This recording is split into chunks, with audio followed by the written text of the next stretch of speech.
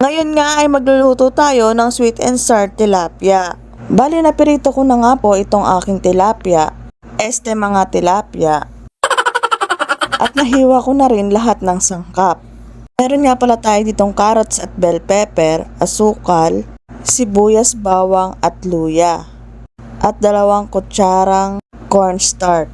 Gagamit nga din pala tayo dito ng 2 kutsarang tomato sauce at saka ng 3 pirasong kamatis. Dito ko na nga lang iginisa ang bawang, sibuyas at luya sa pinagprituhan ko. Kaso napansin ko ngang maliit itong kawaling ginamit ko kaya inilipat ko. Nang magisa na nga yung sibuyas, bawang at luya ay nilagay ko na din itong kamatis. At nang maluto na nga ay naglagay na ako ng 3 basong tubig. Hahantayin lang natin itong kumulo at kapag kumulo na nga ay lalagyan na natin ng tomato sauce. Ito yung pinaka magbibigay ng asim dito sa ating sweet and sour tilapia.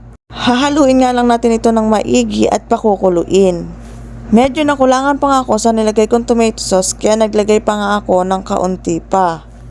Para nga mas mapula itong ating sabaw. Kapag kulong-kulo na nga itong ating sabaw, ay pwede na nating ilagay itong ating cornstarch or tinatawag na slurry. Hahaluin nga lang natin ito ng maigi para nga po hindi mamuo-muo. At tinilagay ko na nga rin po pala dito yung carrots at bell pepper. Ganon din yung paminta at asukal.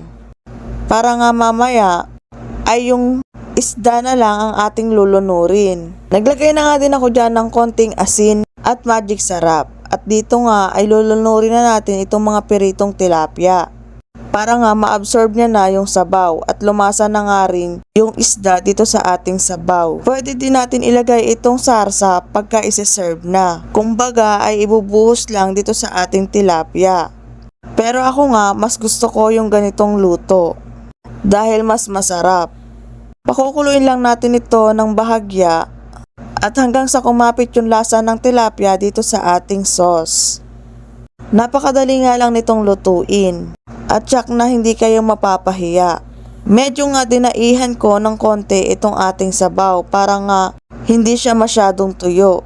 Kasi kapag lumapot nga iyan, ay sisip-sipin na ng tilapia itong ating sabaw. At kapag okay na nga, ay pwede na natin itong iserve. Yun lamang, maraming salamat!